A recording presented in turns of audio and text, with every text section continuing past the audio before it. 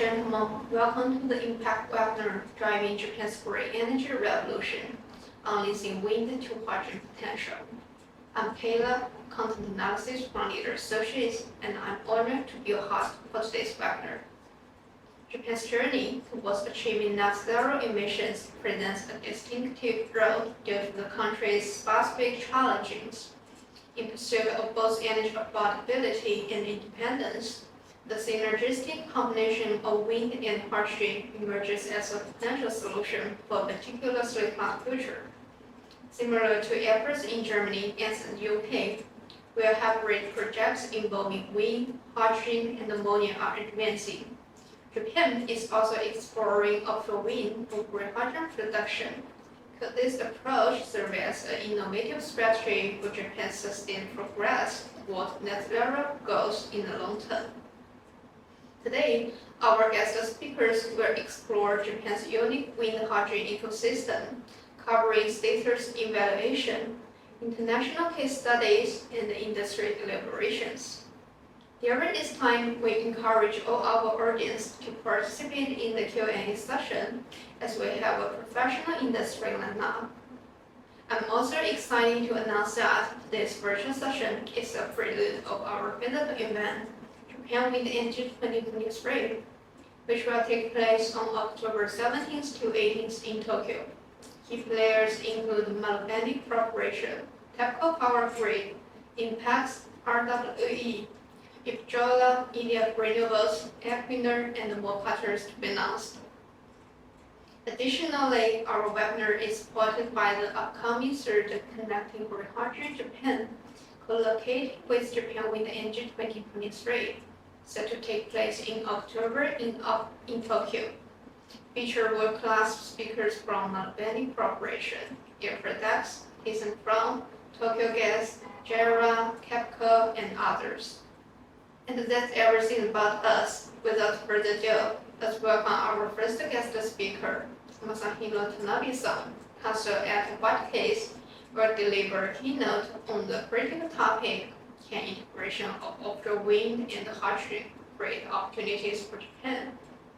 Hi, Tanabe-san. The floor is open for you right now.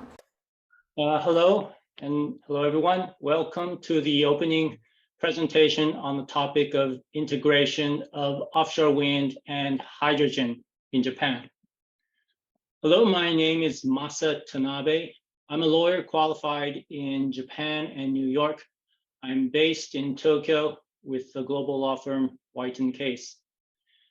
I've been helping clients in the renewable energy space and the power market space, both from a regulatory perspective and a transactional perspective. So regulatory perspective, I've been helping mainly foreign players understand and navigate through the changing regulatory environment in Japan in all sorts of renewable energy projects, including offshore wind, onshore wind, solar, batteries, and all sorts. And on the transactional side, I've been helping Japanese companies and non-Japanese companies build a partnership to build these projects, renewable energy projects in Japan. So helping with the contracts, both in English and Japanese, and sometimes dual language. So that's what I have been doing. And today I'd like to give an overview of what's happening in Japan in terms of integration of offshore wind and hydrogen. I'd like to quickly go through some of the challenges that Japan is facing in terms of renewable energy and decarbonization, and introduce a possible solution to those challenges, and introduce some of the government support that is being provided by the Japanese government. Kyla, could you turn the slide? Okay, another one. Thank you. So first, the challenges. And the first challenge that Japan is specifically facing is the location of the offshore wind projects. The map here shows all the promotion zones that have been designated by the Japanese government for the larger projects, for the larger offshore wind projects. The two projects in blue color will be added to the list of promotion zones very shortly. It's anticipated that Aomori South and Yuza Yamagata will be added to the promotion zones for the upcoming round 3 auctions. But as you can see, all of these projects are in the rather northern area of Japan, while the big cities like Tokyo, Osaka, Nagoya are in the central part of Japan. So the first challenge that we are facing is how do you bring all the electricity generated from the offshore wind projects down to Tokyo, down to Osaka, and Nagoya. So that's the first challenge that I wanted to highlight. The second challenge, next slide, please.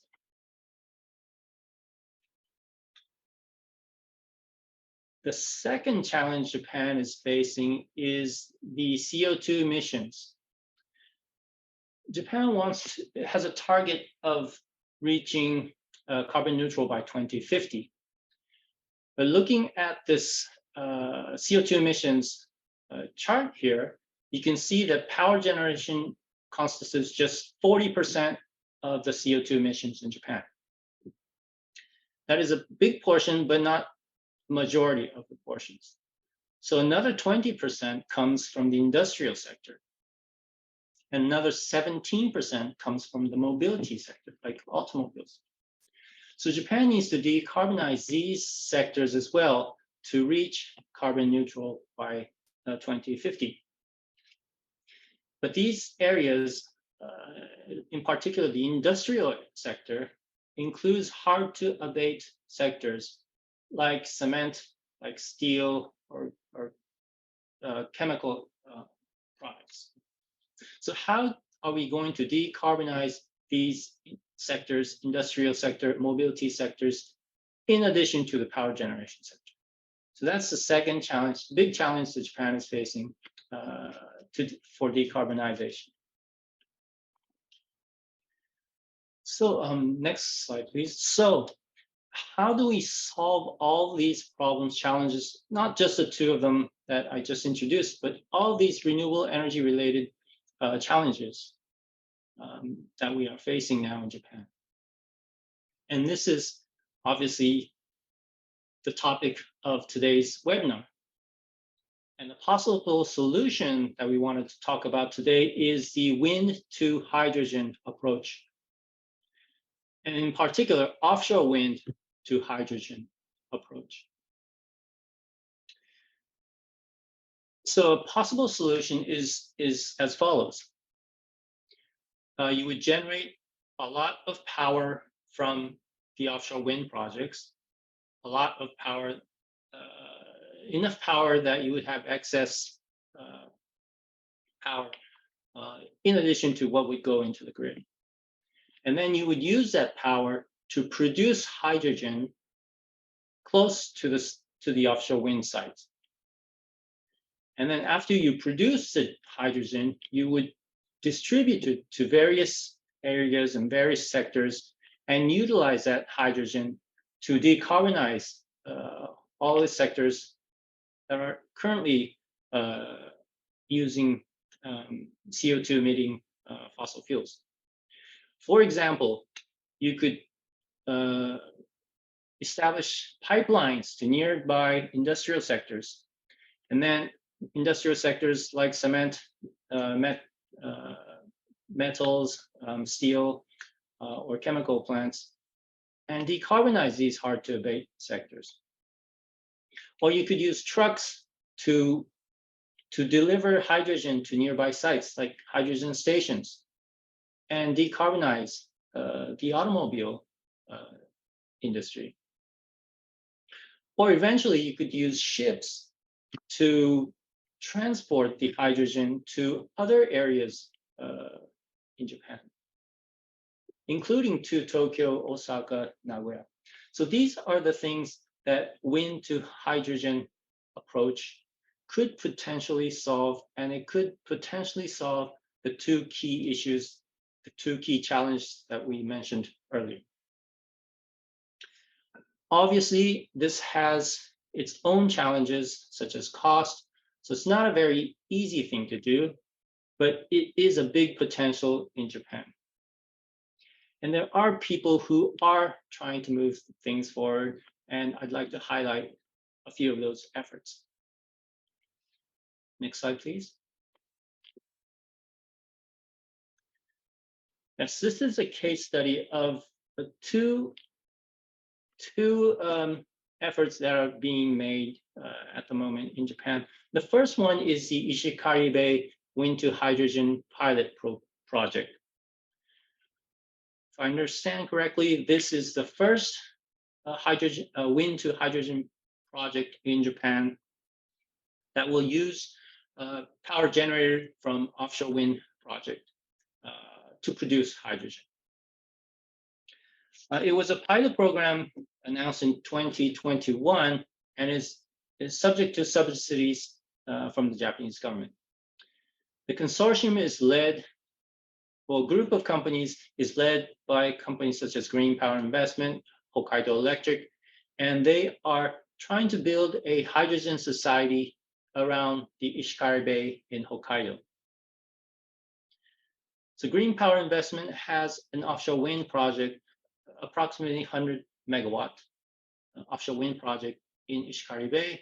It will use the electricity, send the electricity to a hydrogen production plant onshore near Ishikari Bay, and then deliver the hydrogen to various places within Hokkaido and eventually outside of Hokkaido to other places in Japan. The COD for this offshore wind project is expected later this year. So this pilot project will commence very soon. The second case study is the Akita Next Generation Energy Consortium. This consortium was established in July 2023, this year, in Akita Prefecture. The aim for this consortium is to build a supply chain and a market for offshore wind to hydrogen projects. They anticipate to use one of the offshore wind projects in Akita Prefecture to produce hydrogen and distribute it within Akita Prefecture. And then again, eventually to places outside of Akita Prefecture all around Japan. This one is also a subsidized project, subsidized by the Japanese government. And this one is a very interesting initiative led by the local companies in Akita Prefecture. But to do all of this, we would need support from the Japanese government. Next slide, please. Yes, we do need support from the Japanese government. And when we want to understand how the Japanese government will support this, we need to look into the hydrogen basic strategy. Japan's hydrogen basic strategy was initially released in 2017. And at the time, it was the first hydrogen strategy issued by a government in the world. Since then, many other governments have taken similar approaches, but Japan was actually the first country to do this hydrogen strategy document. And then in June of 2023, this year, the Japanese government revised this hydrogen basic strategy and has set some additional goals for hydrogen in Japan. And one of the key goals that the government has set is the target volumes for supply and consumption of hydrogen and ammonia. So our target is in 2030, 3 million tons. 2040, it'll be 12 million tons. And 2050, we're targeting 20 million tons of hydrogen and ammonia. And to meet these targets, the Japanese government is planning to support the establishment of a supply chain, hydrogen supply chain, within Japan and also outside of Japan. So this target volume is for both domestic supply and supply from overseas. But at least the Japanese government has clearly set these target volumes, and we can expect that the Japanese government will give support to meet these target volumes. Next slide, please. And how will the Japanese government exactly support to build a supply chain for hydrogen? So not everything is fixed yet, but looking at the materials and the hydrogen basics strategy, the current plan is to introduce a contract for difference type of subsidies. So basically, the government will provide subsidies to the hydrogen supplier. And the supplier will use that subsidies as an additional revenue on top of what it would receive for the sale of the hydrogen to the hydrogen consumer. So this will help the hydrogen supplier at least make a reasonable profit for selling the hydrogen to the hydrogen consumer. And the subsidies will be basically calculated as follows: the base price minus the reference price. The base price is whatever the price that you agree with the Japanese government. And the reference price will most likely be the market price for natural gas. And so the hydrogen supplier would be eligible to receive this contract for different type of subsidy from the Japanese government when it sells the hydrogen to the hydrogen consumer. So with all that, how can a law firm like us help you? Well, again, we can help you on the regulatory schemes, help you understand and navigate through these regulatory developments, including these subsidies rules, help you understand how these subsidies will be granted to you if you are a hydrogen supplier. Another aspect is the transactional aspect. It's expected that Japanese companies will partner with non-Japanese companies with foreign expertise, and we can help you in these partnerships between Japanese and non-Japanese companies.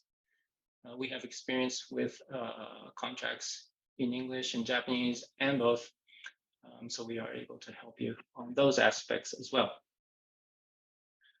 So with that, I will hand over the mic back to Kyla, and I hope everyone enjoys the rest of the webinar today. Thank you. And thank you for your presentation, and we have collected questions from our audience. The first question for you is, how can we utilize offshore wind auction to expand the hydrogen market in Japan? Can you answer it?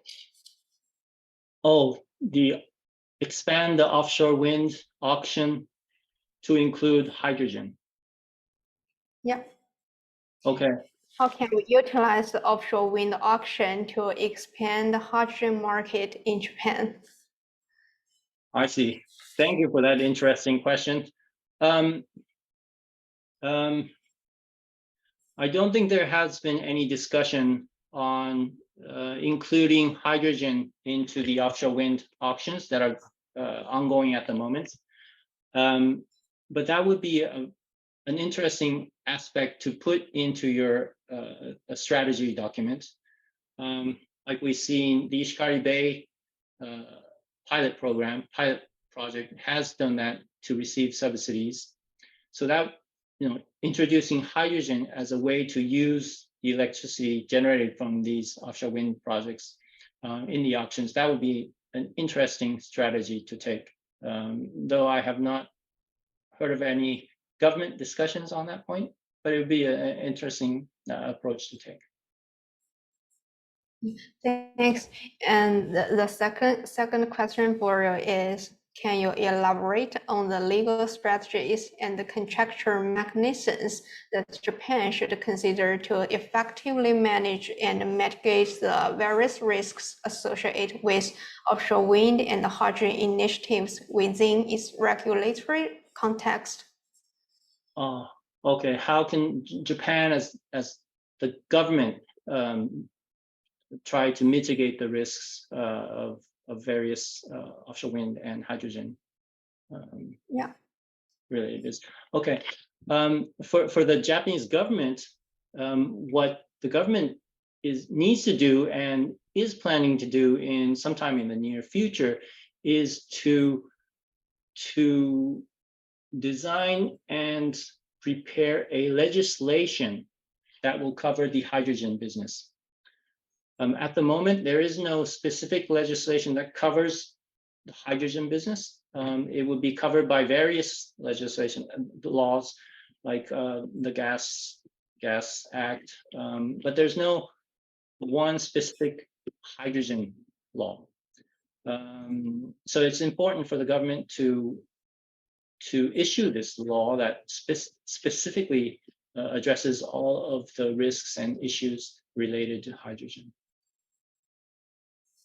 Thanks, Tanabe-san.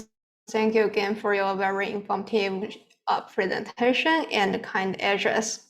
Thank you. Thank you. And next, please try me to welcome our next keynote speaker, Ms. Alexandra Vox, who serves as the team lead for offshore wind hydrogen in Germany, Nordics, and APAC at RWE. Ms. Vox will provide us with insights from an international case study, shedding light on the co-development of offshore wind and hydrogen. Ms. Vox, the floor is open for you right now. Thank you very much. Happy to be here. Thank you for the introduction and for the invite. One technical thing, I'm trying to share my screen. It is said the previous participant should unshare the screen, and only afterwards I can share mine. Maybe we can share the screen for you. See? Does it work for you now?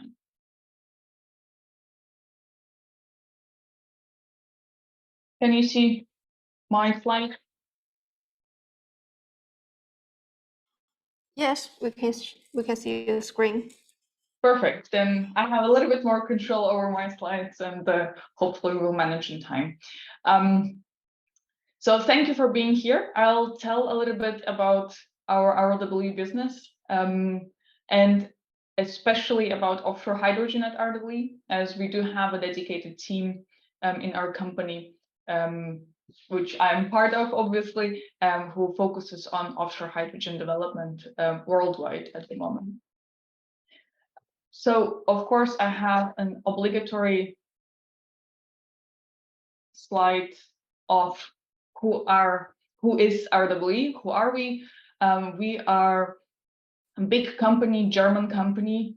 We focus on energy generation and also commercial solutions. In our renewables business, we have quite big ambitions to grow in Europe, APAC, and North America. We are number 2 offshore player globally, but RWE is not only offshore. RWE really focuses on energy generation. At the moment, our energy is growing green energy, so we are absolutely and truly into the race of producing green energy. We have our offshore business, we have onshore and PV business focusing on Europe and APAC, and we also have a third renewables company focusing on onshore and PV business in Americas. In addition to that, we also have our RW generation business, which has been historically focusing on gas industry. And at the moment in RW generation business, we have also our hydrogen hub. My colleagues focus on onshore hydrogen production, whereas myself and my team, we focus on offshore hydrogen production. But you already can see, of course, from the description of the company, we do leverage all of our strengths in the company. And we can, as RW, basically, we cover almost the whole hydrogen value chain, except for transportation, yet to be fair. So we focus on green hydrogen. That's our only and main strategy in terms of hydrogen production. So we do have these 3 different renewables companies. It allows us to use green electricity. We have RW generation, where we have our hydrogen hub or hydrogen knowledge. We also have supply and trading company, and we are basically the biggest trader in Europe for energy. So this allows us to find commercial solutions for clients in the best way to serve these clients. And really, with the strength of the whole company, of the whole team RWE, we believe we are very well positioned to grow in the hydrogen business. And as you can see here, we do have a big growth of ambitions. We want to have 2 gigawatt electrolyzer in operations by 2030. We see it as a portfolio, so we do not at the moment bet on single project. We are still investigating which projects exactly will meet our targets. And that's why you can imagine we have many projects in our portfolio. Most of them, to be fair, focus on onshore hydrogen production at the moment. And I will cover in a minute more on the offshore hydrogen production. But you can see here just a snapshot of some of the projects we are working on. You can see this is map of Europe. It's historically, of course, our core region where we are strong in the presence from our traditional business. It's UK, Netherlands, Germany. And now also leveraging our renewables capabilities and our presence of our renewables companies, we also grow worldwide to make green hydrogen happen. Interesting to know, we have a dedicated board member at RW Generation. It's Sapna Suri. She's dedicated for hydrogen development.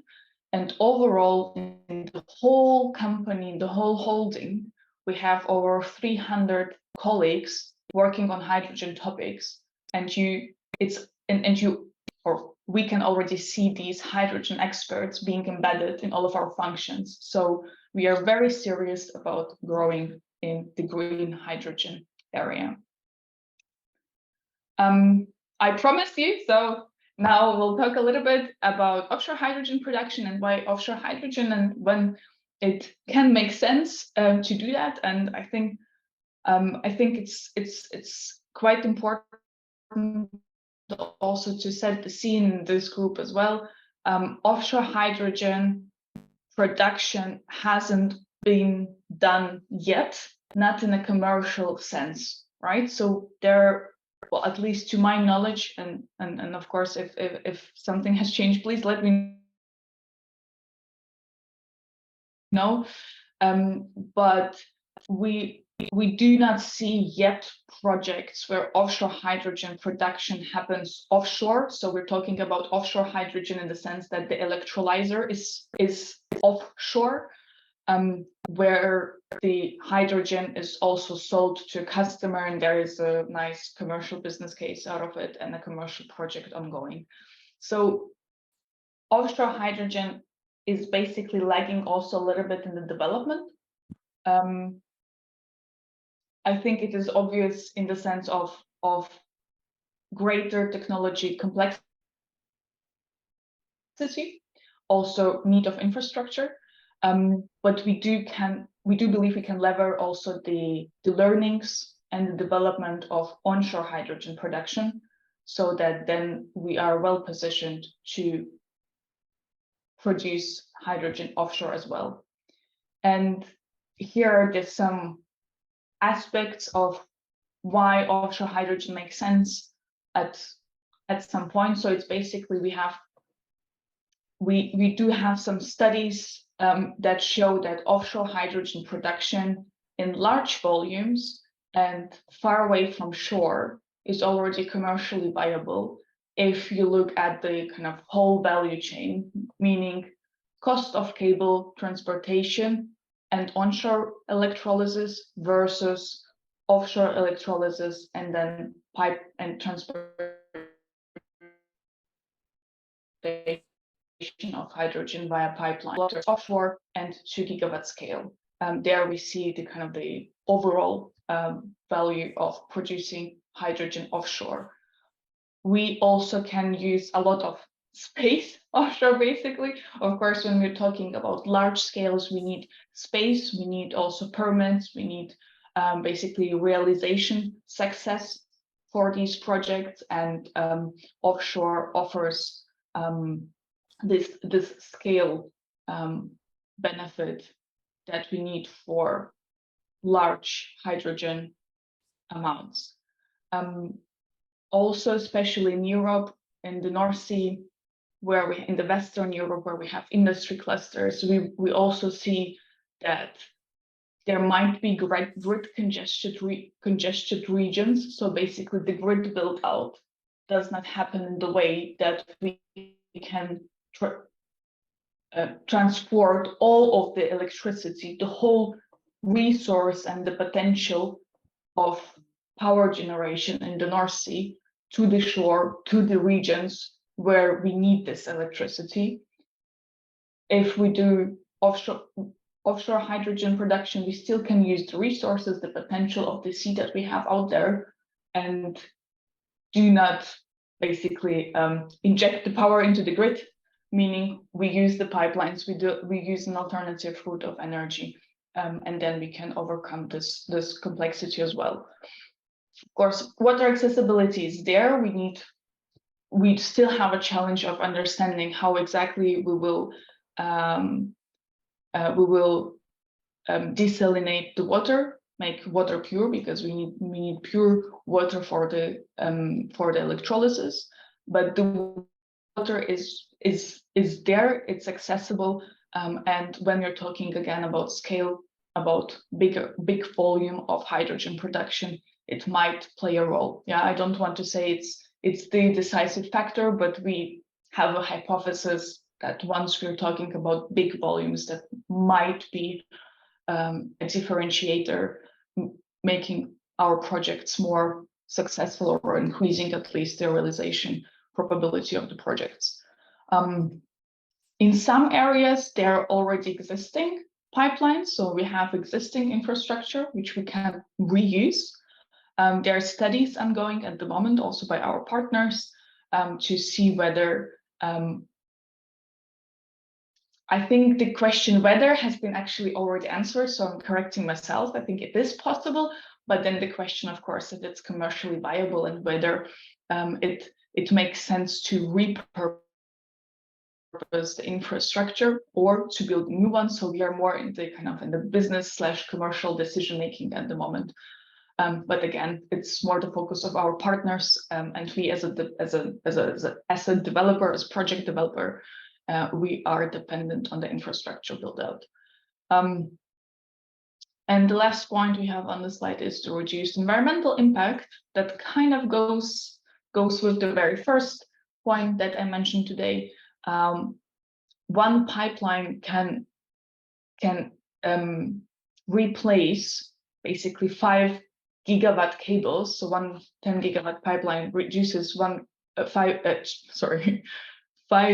gigawatt cables of electricity, which just from environmental point of view makes the process of laying the infrastructure a bit more optimal for the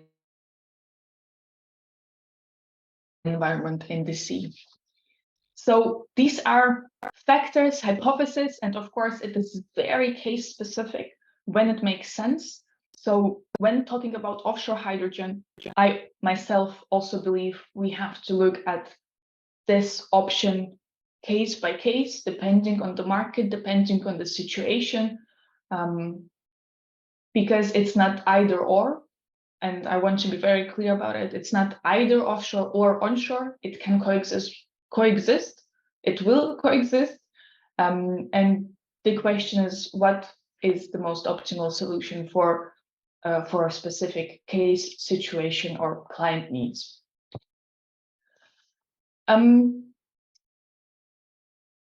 When I was talking about all of these benefits or scenarios where offshore hydrogen can make sense, I also mentioned that we as offshore hydrogen as industry, we are lagging in the development of the industry a little bit. And that's for a kind of obvious reason. Offshore hydrogen production has a lot more complexity, right? We can learn a lot from onshore technology, but we have to make it fit for offshore case. We depend on offshore wind build out and offshore wind regulations. So all the challenges that offshore wind has, offshore hydrogen has as well, but a little bit more because it's a new technology and a new industry. And on this slide,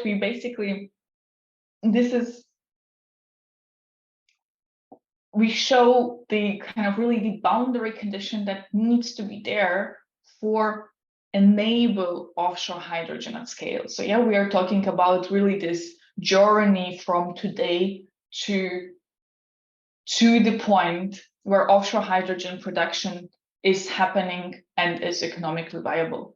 So as I mentioned, a lot is about the technology. So we do believe technology can be there or will be there. The question is only when.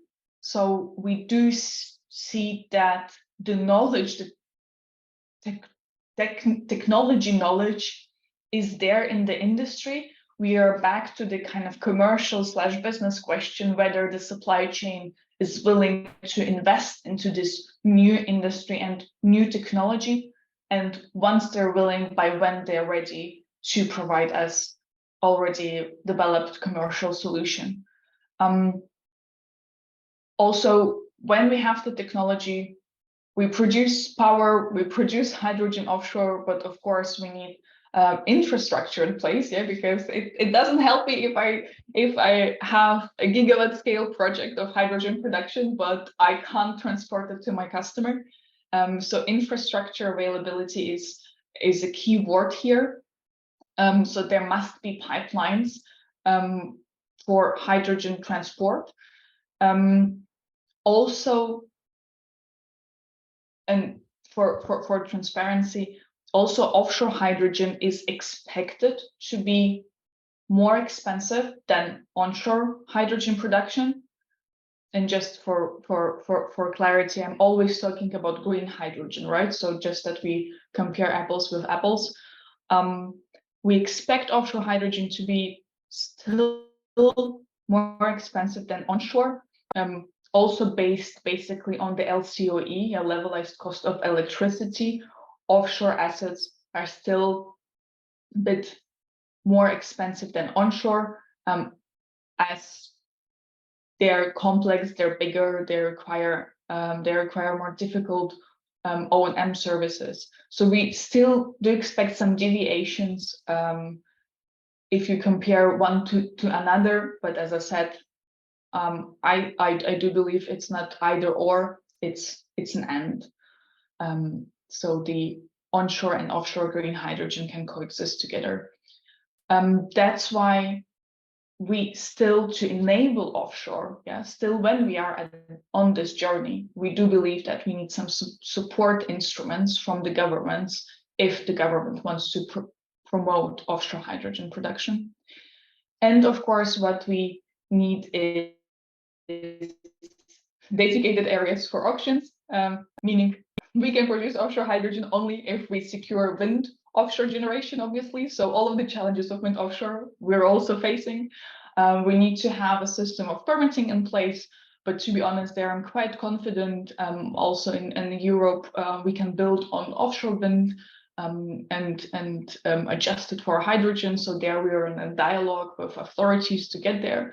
And interesting, and the last point is the further outlook for offshore hydrogen build-out. It means basically, once we have an opportunity for offshore hydrogen, it doesn't help us if it's just this one opportunity.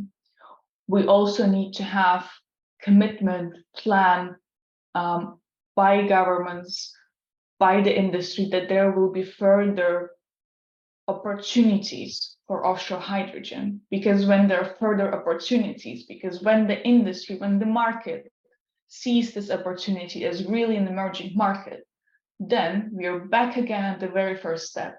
And then the supply chain is ready and willing to invest into this new technology.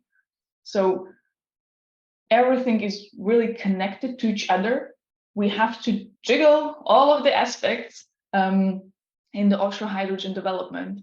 And at the moment, our team as well, and then I know also many competitors, and at the moment, basically colleagues in the offshore hydrogen industry, we are trying to have these dialogues with supply chain, with authorities, with the state, with the customers to really get it going and make offshore hydrogen happen.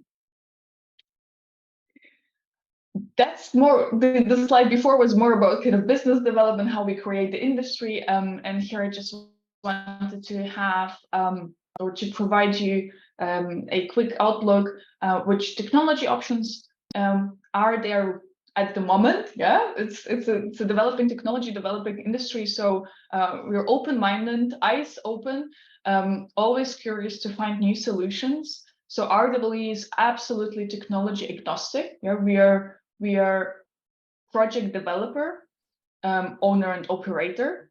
So our key goal is to find the best technology, the most viable business case, and make it happen, right? So at the moment, the scenarios or technical concepts that we're looking at is, of course, the onshore electrolysis, which is basically you have the offshore wind farm, but you then connect the offshore wind farm with cables to the shore, and you produce hydrogen onshore. This technology is already there. Yeah, you can do it. You can execute it already, basically in a project as of today.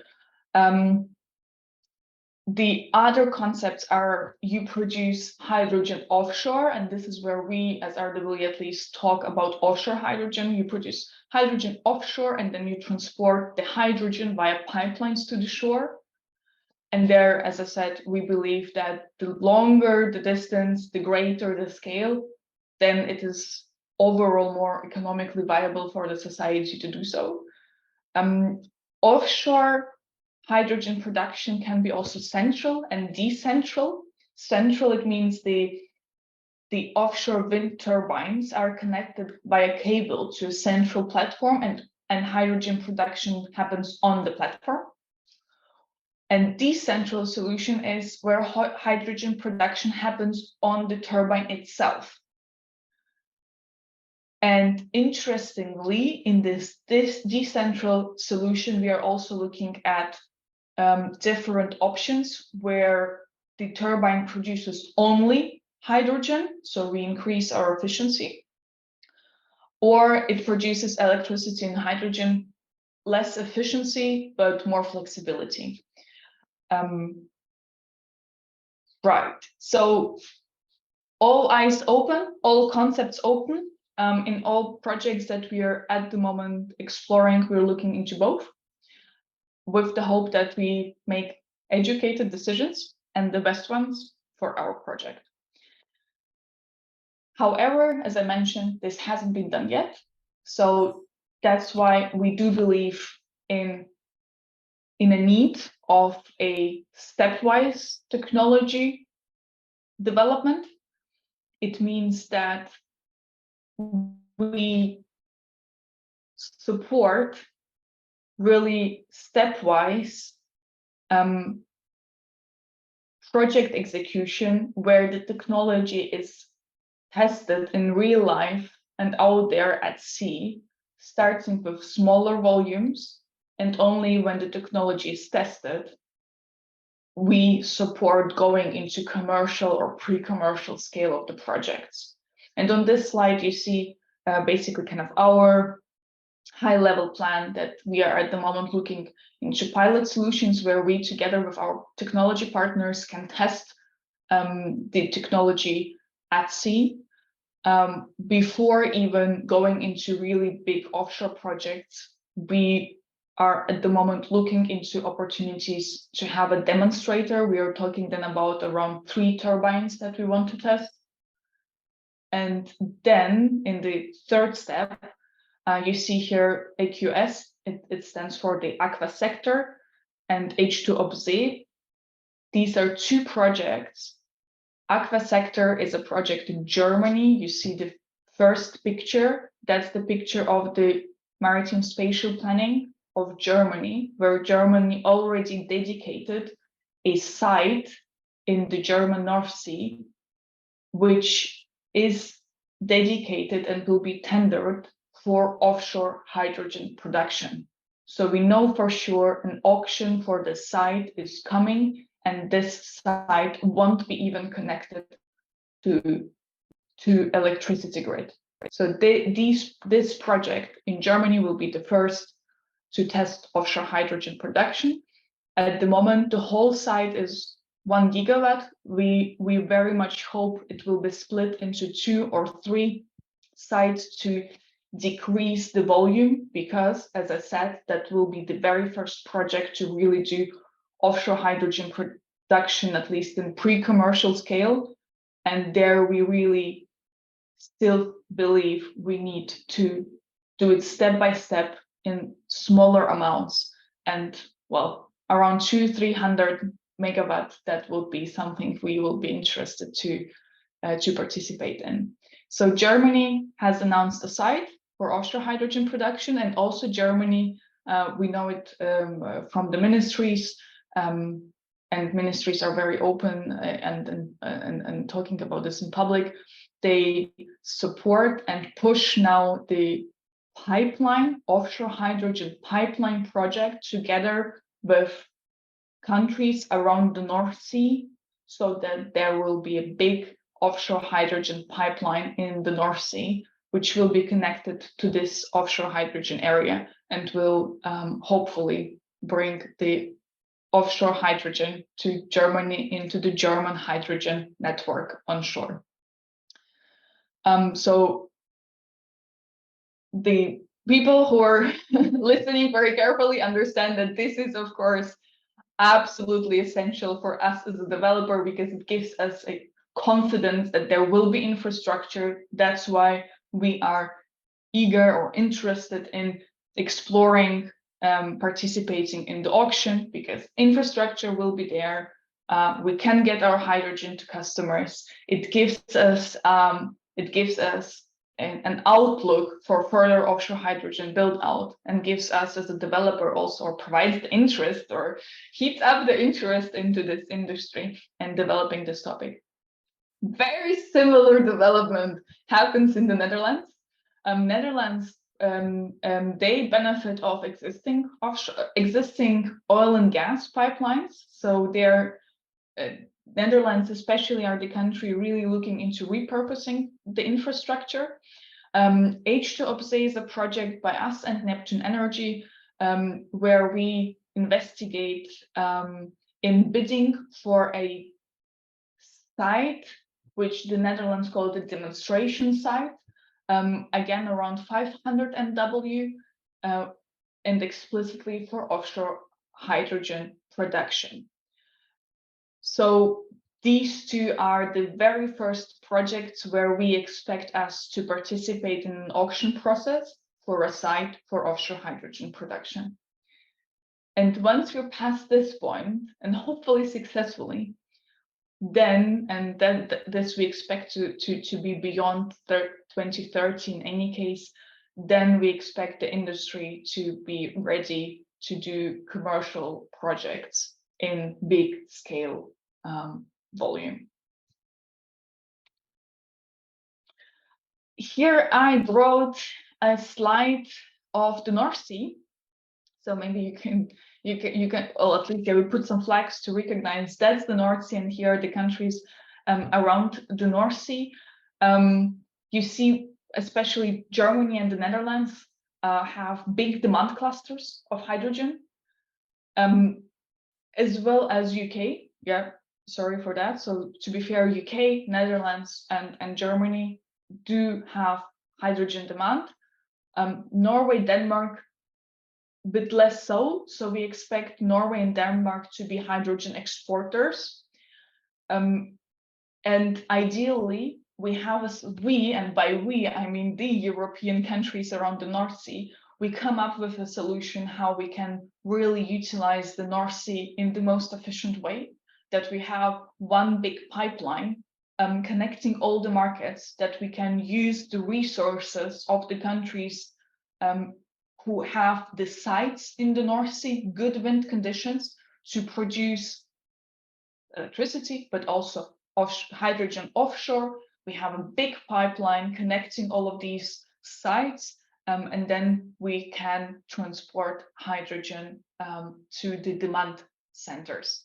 And as I mentioned before, and this slide is a little bit older, as I mentioned before, we do have, at the moment, we see Norway and Germany collaborating very closely on offshore hydrogen pipeline.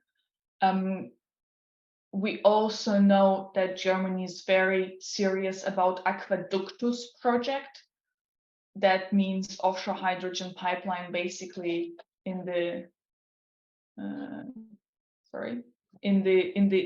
very north part of Germany, transporting hydrogen to shore. We know that Scotland would be interested in exporting its hydrogen as well, and Netherlands importing it.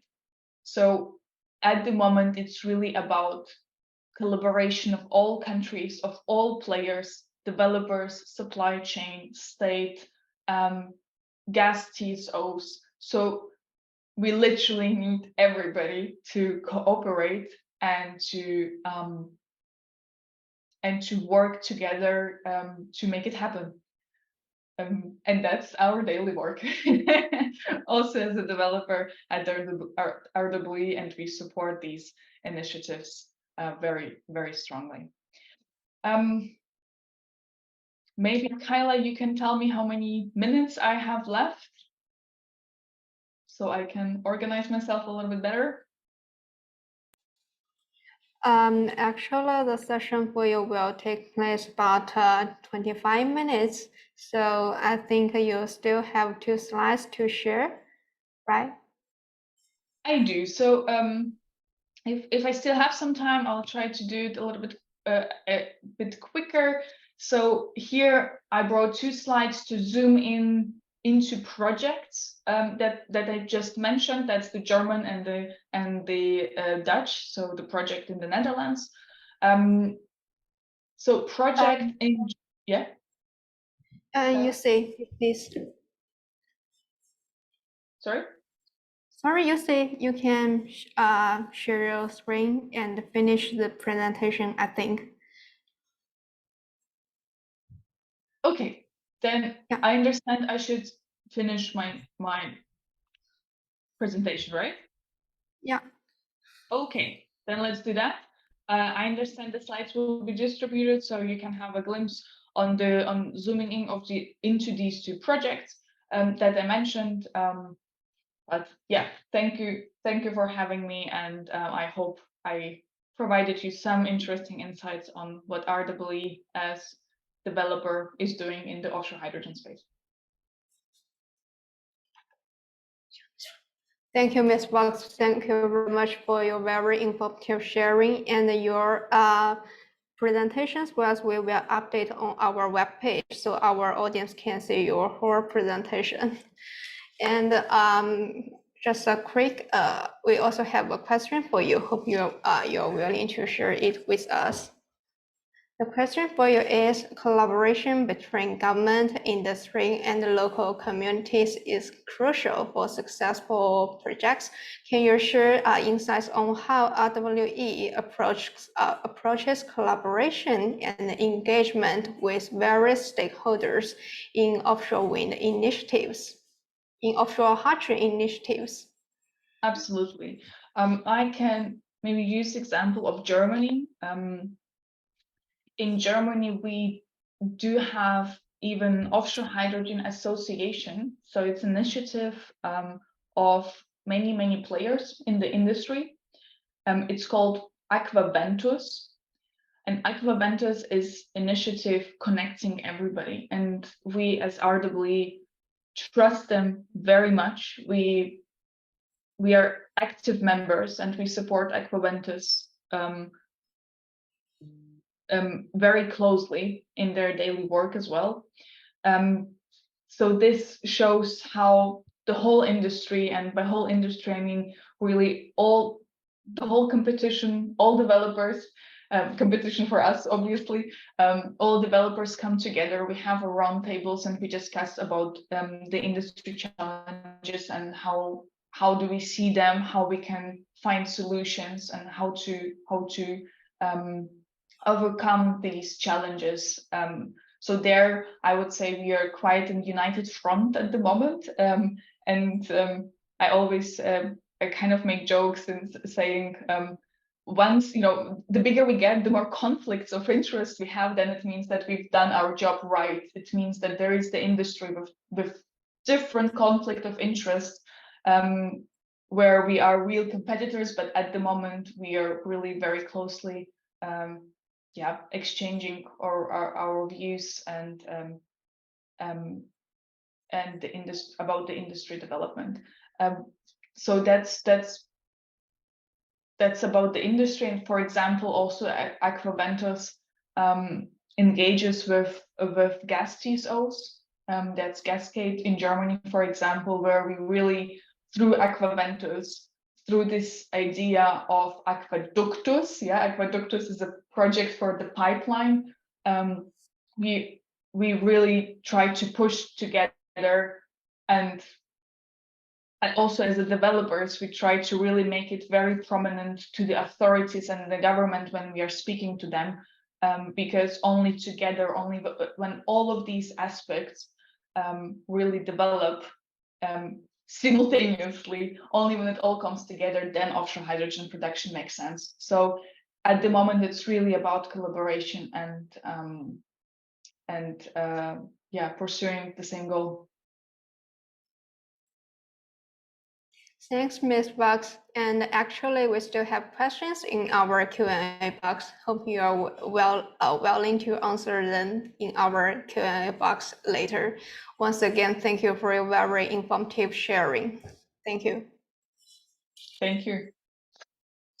And now let's together shift our focus to our leadership's dialogue. First, I want to introduce Mr. Rowan, who is the head of research APAC at Aurora Energy Research. Mr. Rowan will guide our panelists and facilitate a thought-provoking discussion on crafting Japan's wind hydrogen future. Let's welcome. Thank you very much, Kayla. Pleasure to be here. Thanks. Excellent. And so joining me on the panel is an esteemed kind of selection. So just wanted to kind of make a few introductions. So firstly, Mr. Nicholas Boltz, the country representative for Japan, Korea, and Oceania for ThyssenKrupp AG. Nicholas has worked in various management positions at ThyssenKrupp since 2005, representing their EU-Japan Business Roundtable since 2010, and is also an active member of the European Business Council in Japan. He previously started his professional career at a major Japanese material handling company in Osaka and Munich. Welcome, Nicholas. Thank you very much. We also have Mr. Hidetaka Endo, the GX Business Advisor in the Technology Development Office for Mitsubishi Kakure Industries. Endo-san has been engaged with the green hydrogen space, renewable energy, and carbon neutral electricity trading business in Japan since 2011, previously working for Toshiba and the Australian Trade and Investment Agency, both in the hydrogen space. And since joining Mitsubishi in 2019, his focus has been very much on renewable energy development, specifically advising on GX business and next generation energy, such as hydrogen and ammonia. Welcome, Endo-san. Yeah, thank you. Thank you for my introduction. And may I present my self-introduction? No, I don't need that. Please, please. Okay, yes, I'm Hidetaka Endo. I'm a kind of the GX business expert in the Japanese market. I have been engaging in the renewable energy and hydrogen businesses in the Japanese market since 2011. And I've experienced the Toshiba, Australian agency, as a hydrogen business expert, and Mitsubishi UFJ Banks Group's renewable energy companies. And now I work in the Mitsubishi Kakoki Kaisha as a GX business expert. Thank you. Excellent. And we also have Mr. Tadahiro Kaneko, Senior Deputy Head of the Sustainability Division at SMBC. Kaneko-san has been with SMBC for over 10 years, focusing, most current focus is on facilitating the bank group's ESG initiatives globally, extending those solutions to support clients' ESG initiatives. He's a committee member for GX Finance, Transition Finance, and Carbon Credits, as well as being the head of the Finance Committee for the Japan Hydrogen Association. Welcome, Kaneko-san. Thank you very much for having me today. Thank you. Excellent. So what I might do is just a kind of brief kick off with kind of an overview and introduction of yourself, your company, and kind of the strategy across the wind sector and hydrogen and ammonia sectors in Japan. Nicholas, I might start with you, if that's all right, to kind of kick us off. Yeah, thank you very much for the opportunity and for the kind introduction. So actually, I'm the second person today speaking about green hydrogen coming from Germany. It's most likely a given. My name is Nicholas Boltz, and I'm representing the German company ThyssenKrupp in Japan. ThyssenKrupp globally is an industrial and technology conglomerate employing around 96,000 people. Across 48 countries, it generates a sale of 41 billion euro. Within our more than 200 years history, the company is linked very much to the iron and steel industry. So basically heavy industry, dirty industry. But considering our topics today, we are now active in the fields of climate protection, the energy transition, digital transformation in the industry, and mobility of the future. Through our products and technologies, we want to be a relevant partner or more an enabler for the green transformation, which is our topic today. We see enormous potential for further growth in Europe, but also in Japan, in the areas of hydrogen, green chemicals, and renewable energy. Through our electrolysis business, it's called ThyssenKrupp Nucera, we are one of the few suppliers worldwide that already has technologies to produce hydrogen on a giga scale as a supplier. Green hydrogen, again, I have to stress it. Our plant engineers at the ThyssenKrupp Uhde are experts, among other things, in the construction of production plants for ammonia. And moreover, our innovative bearings from ThyssenKrupp Rote Erde are a key element for the rapid expansion of wind energy. In each wind turbine, you need several bearings, as you can imagine, to turn the turbine and to shift the turbine. In addition to this, we do have marine and offshore experience as the owner of one of the largest naval shipyards in Germany. And also, as one of the largest steel manufacturers in Europe, we are a huge off-taker of hydrogen to operate our blast furnace to produce green steel. So also here, we are a player in the hydrogen market as an off-taker.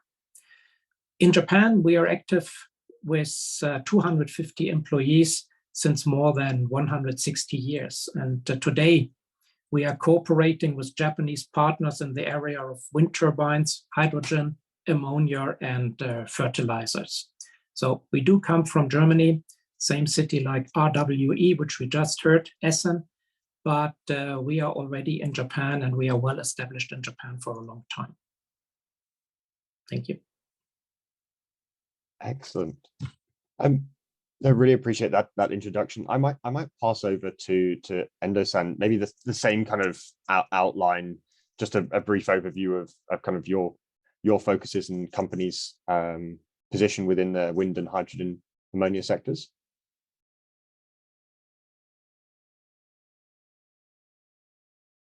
Excuse me, Roman-san, sorry. So I need to explain about my company's main work. Please, just a short introduction on your focus area. Mm-hmm. Oh, yes, okay. Yes, now I work in the Mitsubishi Kakoki. Mitsubishi Kakoki have been engaging in the hydrogen and CO2 capture and usage machinery businesses. So this topic, today's impact topic, is a very meaningful for our company too. That's all, okay? Excellent. No, perfect. And Kaneko-san? Yes, thank you. Yeah, as introduced by Rowan, I represent SMBC, the bank, Japanese bank, as well as the Japan Hydrogen Association, which was a cross-industry association started in 3 years ago. And in our finance committee of hydrogen JH2A, we have been in charge of the discussion how finance be able to facilitate the social implementation of the hydrogen and ammonia. So that's my primary focus. And by leveraging the renewable potential in Japan, it would be great if we will be able to facilitate the renewable-based, the offshore wind-based hydrogen as a social implementation in the future. And we actually discussed the challenges for the senior financing through financing such as project financing to the hydrogen. But under the assumption that we will need some equity money besides just senior lending, JH2A recently announced the potential establishment of the hydrogen fund, which is going to be another enabler for the hydrogen implementation. Thank you. Excellent. Kaneko-san, I might just follow up on that and kind of widen the question a little bit there. In that context, what are some of the challenges that you're facing in relation to your business and the strategy in either the wind sector or across hydrogen and ammonia then? Yeah, typically, for example, if we think about electrolyzer producer, they would need very cheap renewable energy, electricity. while they would also need some end users to purchase hydrogen, green hydrogen in a reasonable price. So in order to make it work, or the whole system, we will need to prepare the both sides, the cheap green electricity and a reasonable price for the green generated hydrogen, which is not necessarily pretty easy.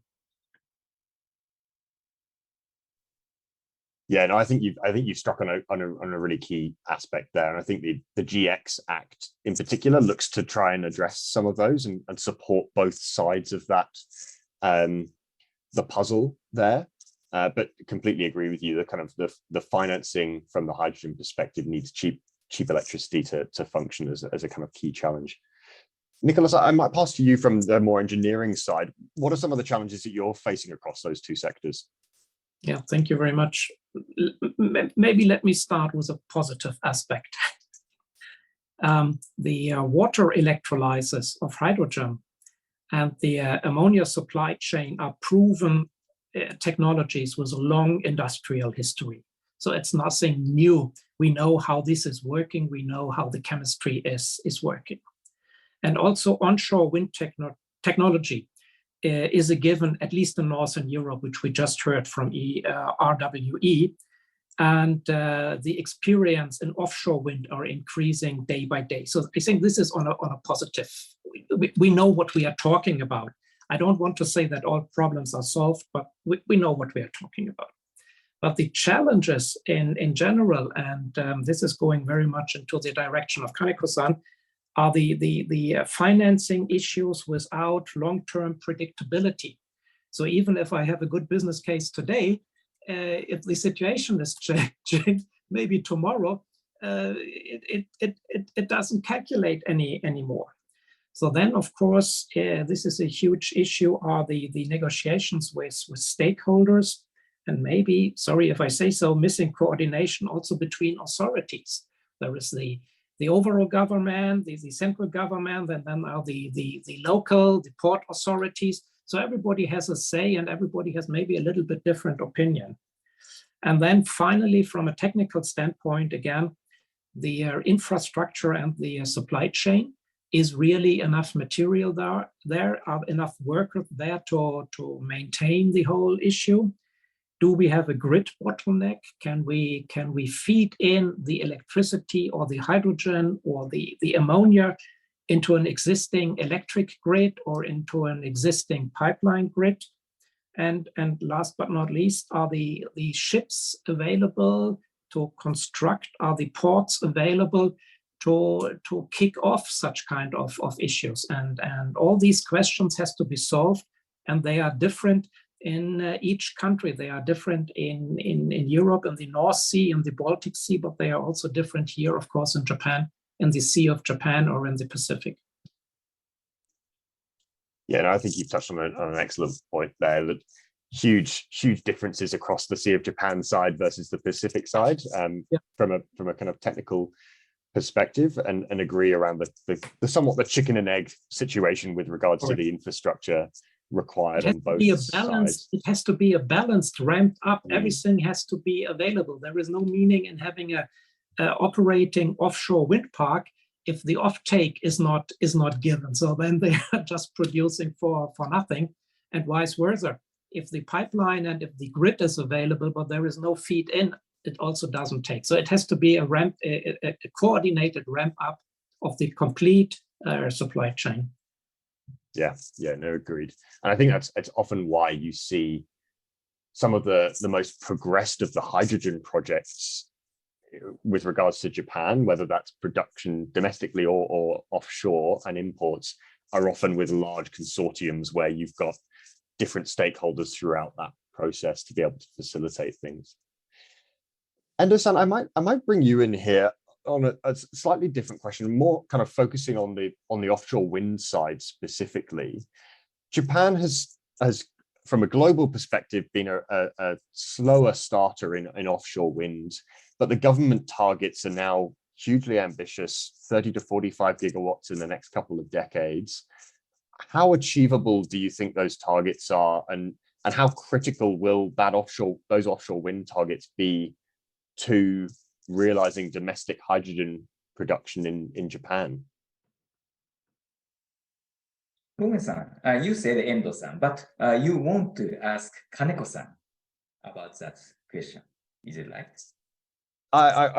Either. If you'd like to answer, please go for it. Otherwise, I can pass to Kaneko-san. Okay, so please, Kaneko-san, at first. Okay, thank you. If we discuss the big role of hydrogen for the decarbonization in Japan, basically, I will point out two different aspects. One is the kind of storage function for the variability of the renewable energy, and second is the decarbonization of the particularly the heat energy, I think. And those 2 points, particularly for the storage function of the hydrogen as an energy storage, that would be having a bigger role once the proportion of the renewable energy in Japan get bigger. And offshore wind is potentially a big driver for the massive expansion of the proportion of the renewable energy sources. So I would say that the hydrogen's role is going to come together with this increasing proportion of the renewable electricity.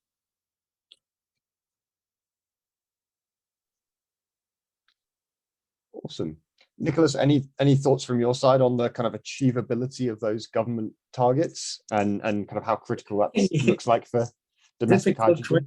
I mean, looking into the details, 10 gigawatts are planned by 2030, and this should be increased to 45 gigawatts by 2040, by 2045.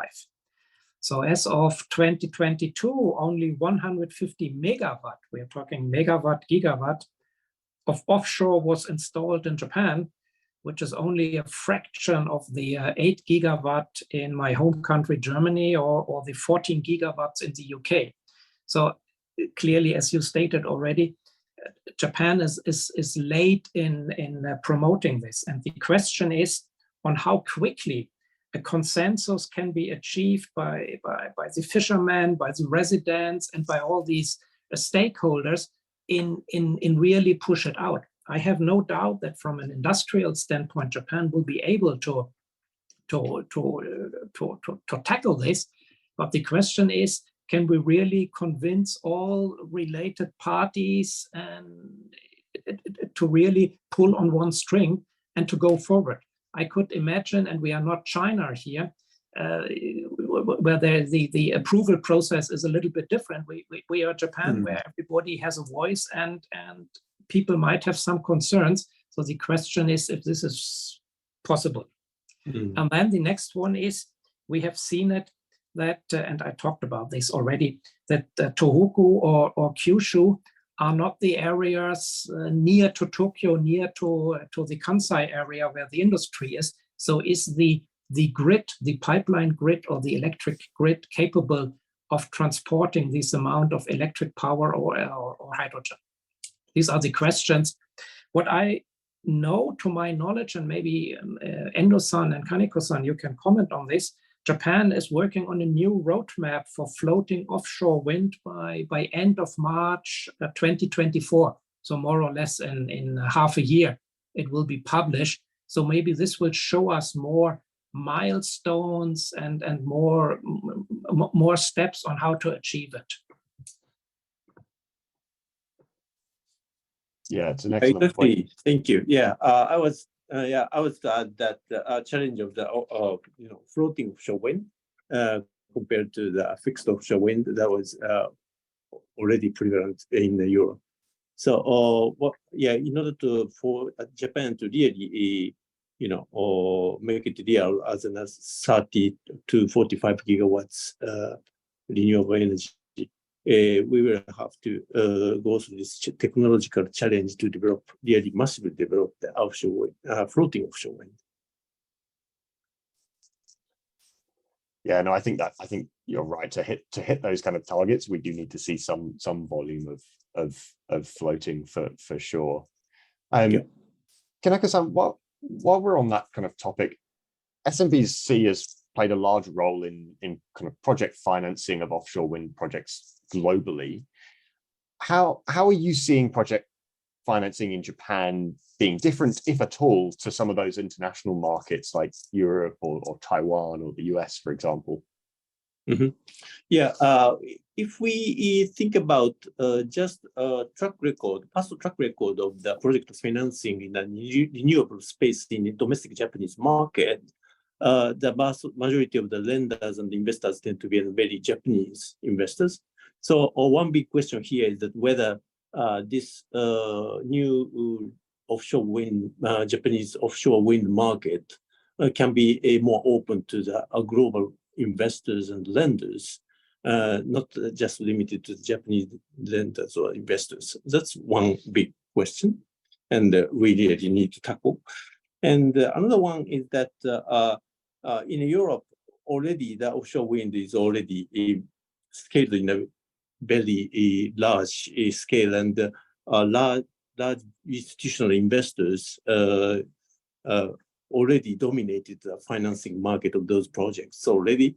And that is partly associated, connected to the finance structure of the finance market itself of Europe and other global markets.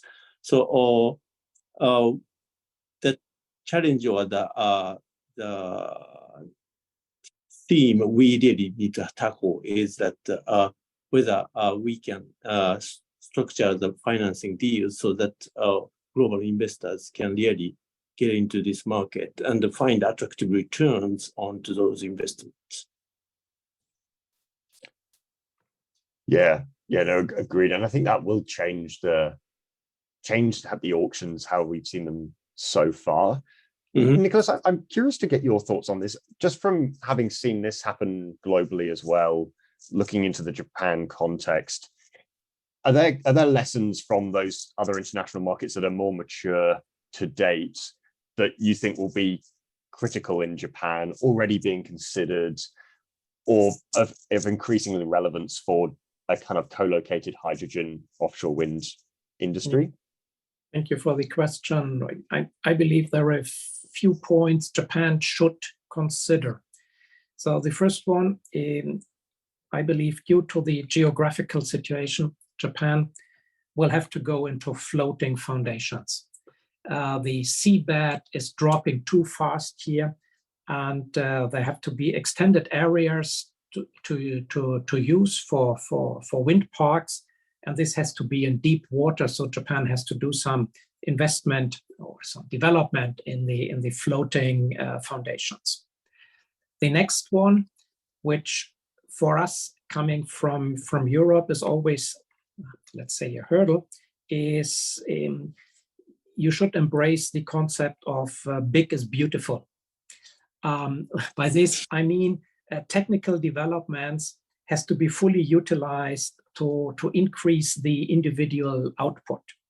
And we, as a bearing manufacturer and as a component manufacturer for wind turbines, we do see wind turbines in the range of 15 to 20 megawatts by around 2030. So it's important to have the necessary economies of scale. If you are making too many pilot projects, small and tiny and so on, you will have difficulties to reach any economical scale where an investor is really interested. And finally, cost remains the key challenge to the introduction of more offshore wind facilities. Japan initially led the world in floating wind turbines. I think starting a demonstration project off the coast of Fukushima Prefecture in 2013 or 2012, but it has struggled to keep pace in commercializing the technology. Even as today, large-scale projects of 1 gigawatt, which we just learned, and more are popping up in Europe, we are still here on a very small and tiny pilot project or prototype development.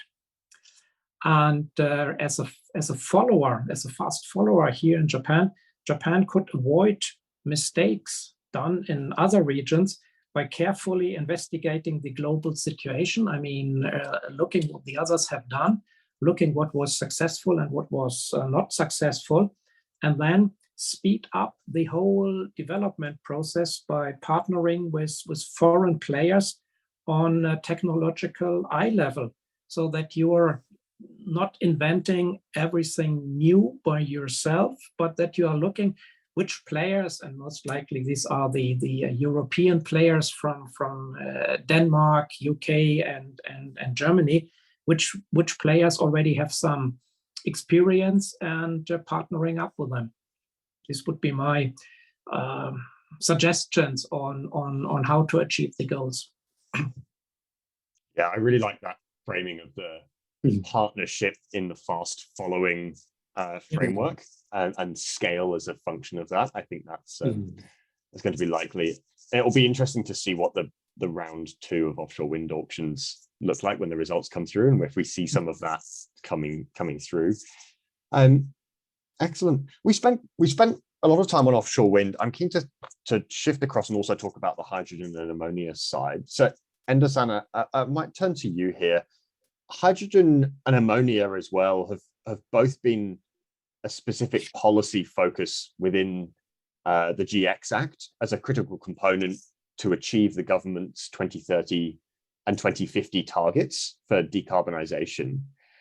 To what extent do you kind of agree with this, and does the GX Act, in your view, provide enough support to realise the scale of development in the hydrogen and ammonia sector that's required here? Okay, thank you very much. And I'd like to share my slide. Excuse me, can you see that? Excuse me, can you see my slide? Yes, that's coming through. Okay, can you see that? You have to switch to presenter mode. It's a little bit small at the moment. Yes. Oh, okay. Yes, offshore wind is have a good potential to produce green hydrogen in the Japan land, but that cost is will be the hurdle for that. Now, the Japanese offshore wind price is electricity price will be 11 yen per kilowatt hour. It means about the 7 US cent per kilowatt hour. It will be too high to produce a green hydrogen in the Japanese market. Yes, if offshore wind can sell the electric power but at 4 US cent per kilowatt hour, so Japanese players can produce green hydrogen in the Japanese harbor area, coastal area. At first, I need to explain the Japanese policy of the hydrogen and ammonia. So Japan will need more hydrogen and ammonia, of course, green or blue hydrogen or ammonia at around the 2030. Yes. Wait some minutes. Okay, where is my slide? Where?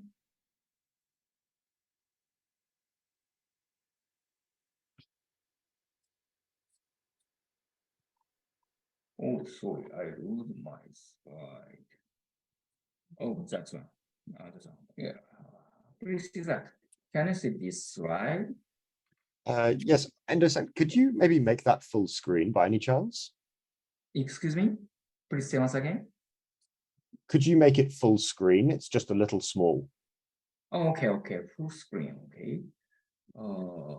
Sorry.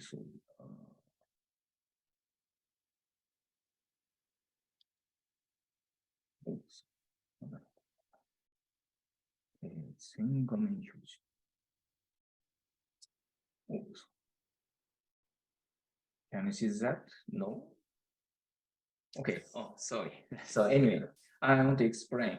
So Japan will need ammonia and hydrogen at around 2030. We need blue or green ammonia 3 million ton, and green or blue hydrogen we need 3 million ton at around 2030. And in 2050 we need green or blue ammonia 30 million ton, and we need a green or blue hydrogen 20 million ton in the 2050. So Japan needs such a kind of clean hydrogen or ammonia.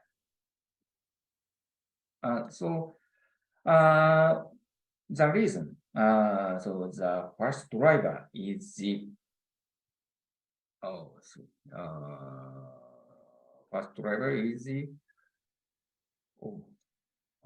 thermal power plants. Japan try to realize carbon neutral or carbon reduction thermal power plants. So natural gas hydrogen thermal power plants will co-firing with 20% or 50% hydrogen in 2025, and Japan will have the 100% hydrogen thermal power plants at around 2030. Yes, these big companies, Kansai Electric Power, JERA, and ENEOS, announced their engagement in that target. And at the same time, Japan needs coal-firing thermal power plants. As you know, Japan uses thermal power plants at around 25% of total energy supply resources. So Japan, IHI, and JERA want to realize 20%, not ammonia and coal thermal power plants at around 2030. So this 2030, Japan needs blue or green hydrogen and ammonia will be needed. And so this time, as you know, offshore wind have a plan. So perhaps the 10 gigawatt class offshore wind will be realized near the Japanese coastal area. So such a green electric power will be used to produce the green hydrogen at the coastal area in Japan. So offshore wind may realize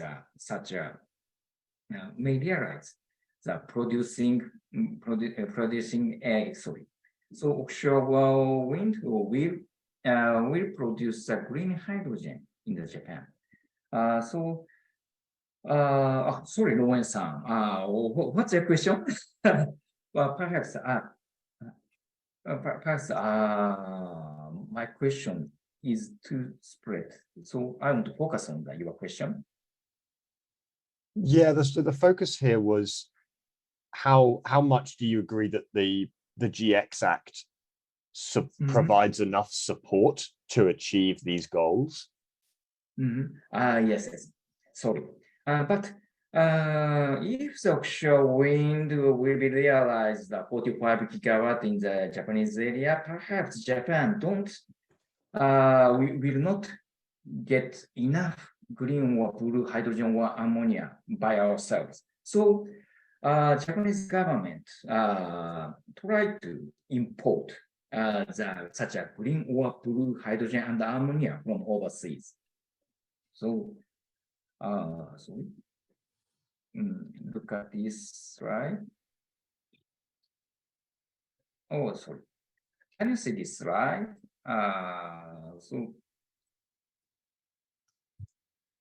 So Japan, of course, make efforts by ourselves. For example, offshore wind to produce a green hydrogen also. But mainly, we will import the green or blue hydrogen or ammonia from overseas. And Japan wants to reduce the cost of transportation costs. So Japan have several transportation solutions, liquefied hydrogen, MCH, ammonia, and so on. So then Japan will realize that enough hydrogen, both in the Japanese domestic efforts, for example, offshore wind to produce green or blue hydrogen, and mainly will import the green or blue hydrogen ammonia from overseas. Yes. That's all, Wen-san. Do you understand? No, that's really interesting. No, and I think that does make a lot of sense in the context of those costs as you highlight. And I think there's an opportunity for offshore wind and hydrogen, but the costs will be more expensive than elsewhere, maybe. Yes. But Ruben-san, sorry, I need to explain about the cost to produce the green or blue hydrogen in Japan. So, as I said, we need 4 US cent kilowatt hours electricity cost, and we need more and more cheaper electrolyzers. Now, Japanese electrolyzers, frankly speaking, about $1,700 per kilowatt. So one electrolyzer's cost scale is 1,600 per kilowatt. But Japanese government want to raise reasonable electrolyzers cost. So Japanese government, especially METI, now leading the electrolyzers maker. Electrolyzers maker will realize $406 per kilowatt of the electrolyzer system. Okay, so it will be the 1/4 scale cost reduction around 2030, because Japanese government want such electrolyzer makers to reduce the capex inducing cost. So if realize that Japanese producing green hydrogen by ourselves will be realized, I think. So, I want to say Japanese government and private sectors collaborate to realize such a green domestic green hydrogen production. So offshore wind have a good possibility. It will be a key role in the future. That's all. Endo-san, this would be maybe a good opportunity or possibility to cooperate with foreign manufacturers as well, and to share experience, technical experience in the setup of electrolyzers. If you look at your slide here with the production cost, comparing Japan, US, and Germany, maybe there are already technical solutions available to make it in a more cost efficient way, just as a proposal. Yes, but and some Japanese players think much or expect the foreign electrolyzers manufacturers. For example, ITM Paris in the UK or NEL in the Netherlands. But Japan have, as you know, high pressure gas regulation is very severe. So such a good player in the European nations, electrolyzers players in the European EU, difficult to infiltrate the Japanese market. So, but I've heard ITM Paris have succeeded in the Japanese market. Tokyo Gas bought the ITM Paris 1 megawatt plus electrolyzers. So that electrolyzer may operate in the Yokohama laboratory in the Tokyo Gas. But Tokyo Gas wants to realize methanation. So methanation needs hydrogen and CO2. It's a good solution for the Japanese carbon neutral 2050. So Tokyo Gas and Osaka Gas are major players to engage in the methanation. So sorry, methanation is this, right? So. This might be. Oh, yes, that's right. Methanation. So Tokyo Gas and Osaka Gas or other methanation players needs a cheaper electrolyzer. Of course, big scale, megawatt plus, they will need. So electrolyzer maker have a good chance. Not only offshore wind to green hydrogen, but methanation with a good business opportunity for the electrolyzer makers.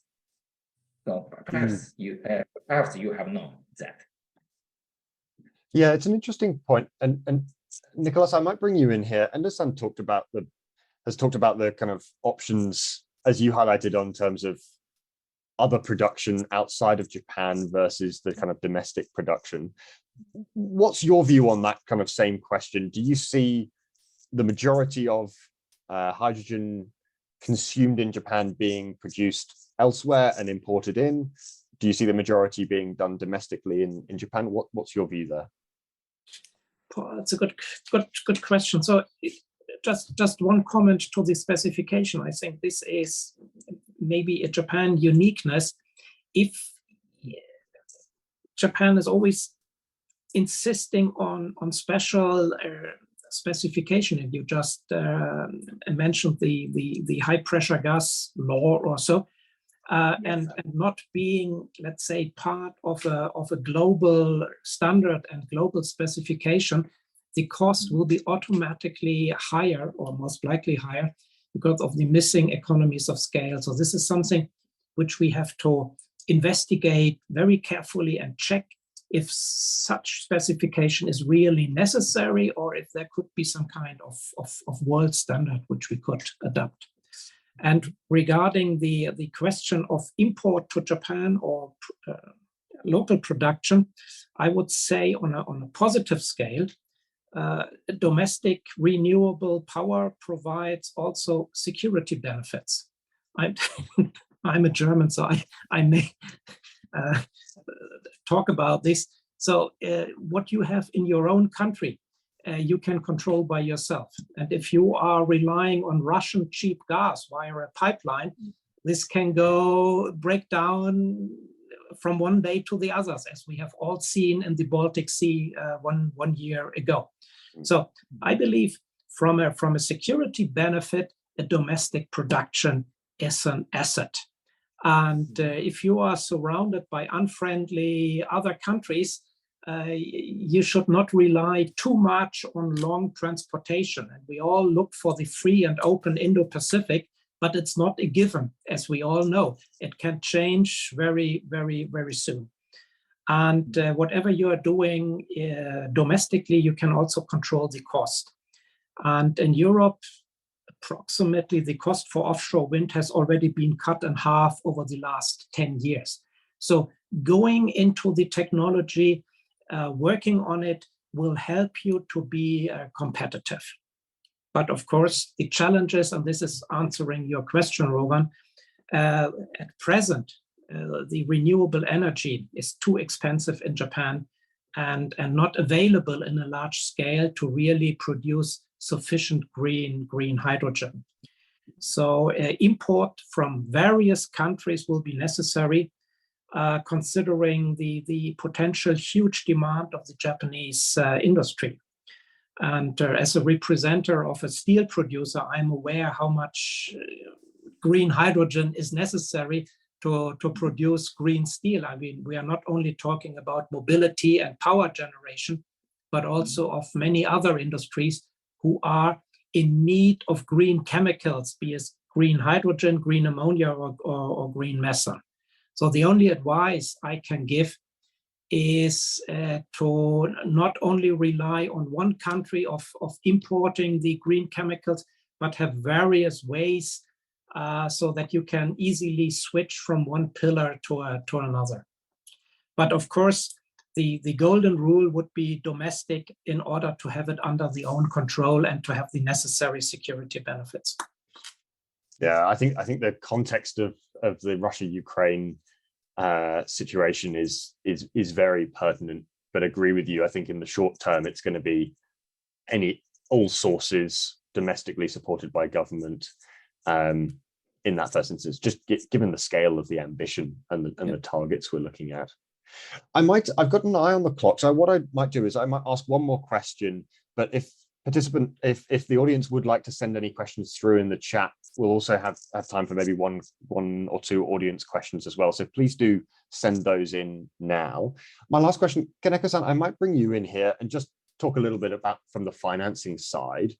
What's SMBC's kind of strategy in relation to financing of hydrogen and ammonia projects? Are banks ready yet to lend to hydrogen and ammonia projects, or are there still hurdles? Is it still too nascent?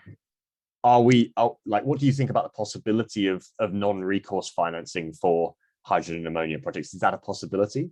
Yeah, thank you, Rowan, for the interesting question.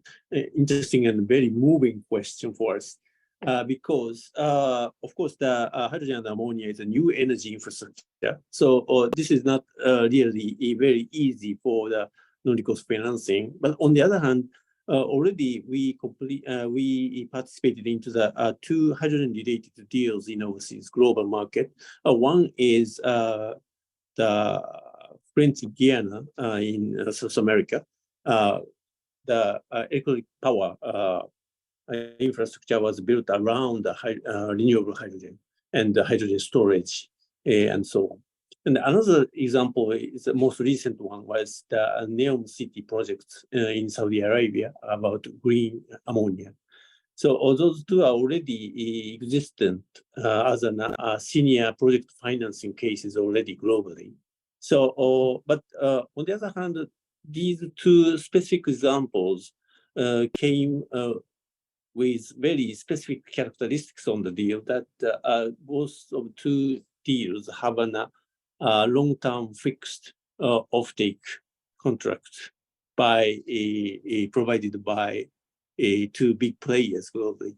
So this is a very specific case in the arena of hydrogen and ammonia.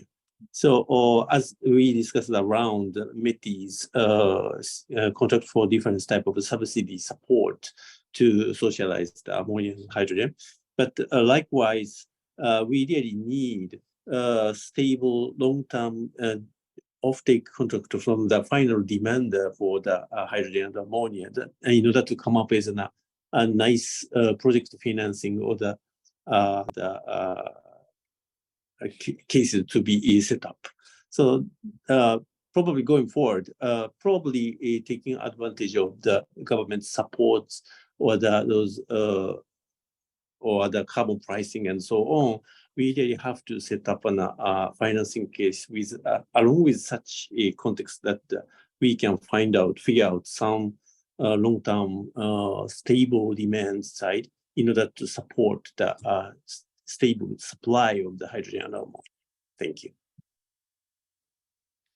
Excellent. No, I think that's very much what we're seeing. Is you need the stable offtake with the long-term agreement to kind of get the backing from banks at this stage. Excellent. That was kind of all of the questions. So wanted to kind of open up to audience participation and questions. We've got time for maybe one question. I've just seen it's come through, and Kaneko-san, it's for yourself. The question is, what other criteria are there for project financings other than long-term offtake? What are the key considerations? Of course, for financiers such as global banks like ourselves, the technology needs to be proven. So we really have to work on how one particular financing case can be explained as an proven technology. And it's not simple, straightforward, the black and white judgment. But if the, for example, the generating units are built on the modular of the gathered small modulars, then we might be able to tell this as an already proven technology, while developer started to come up with a large scale, huge generator all at once. We might not call it as a proven technology. So we may be able to provide some, multiple approaches in order to prove this is a proven technology. But anyway, we have to build up a story that any project financing deals needs to be come with a proven technology with a long-term stable offtake demands. Excellent. Great stuff. Well, thank you so much to the panelists, Kaneko-san, Nicholas, Endo-san. Really appreciate the time for giving up your time to talk through this incredibly interesting topic. Thank you once again, and thank you also for the questions from the audience. Thank you very much. Thank you. It was a Thank you pleasure. very much for sharing, Rowan. Thank you. Thanks for Mr. Rowan hosting this excellent panel discussion, and also appreciate for the valuable contributions from our guest panelists, Mr. Nicholas, Kaneko-san, and Endo-san. The panel is full of information and bring more thought on the opportunities and the challenges within Japan's wind hydrogen ecosystem, and how time flies, and then we are now nearing the end of our webinar. Today, we have discussed integration, international experience, and the critical roles of the industry, finance, and the technology around the Japanese wind hydrogen ecosystem. On behalf of Leader Associates, I sincerely appreciate all the speakers today for preparing these speeches in your busy schedules. And also thanks for accompanying of our audience. Today's recording, along with a short recap, will be sent to all registrants next week. If you have any comments, please feel free to drop me a message at my blog contact. I'm also excited to announce that today's virtual session is a prelude of our physical event, Japan Wind Energy 2023, which will take place on October 17th to 18th in Tokyo. The players include Marubeni, TEPCO Power Grid, Impex, RWE, Iberdrola, EDF Renewables, Equinor, and more partners to be announced. Additionally, our webinar is supported by the upcoming third Connecting Green Hydrogen Japan 2023, located with Japan Wind Energy, set to take place in Tokyo in October 2023. Feature world-class speakers from Marubeni Corporation, Air Products, ThyssenKrupp, Tokyo Gas, JERA, TEPCO, and others. We humbly invite you to join the journey and look forward to meeting you in person and have a face-to-face conversation. Thank you very much. This is all for today's webinar. See you next time.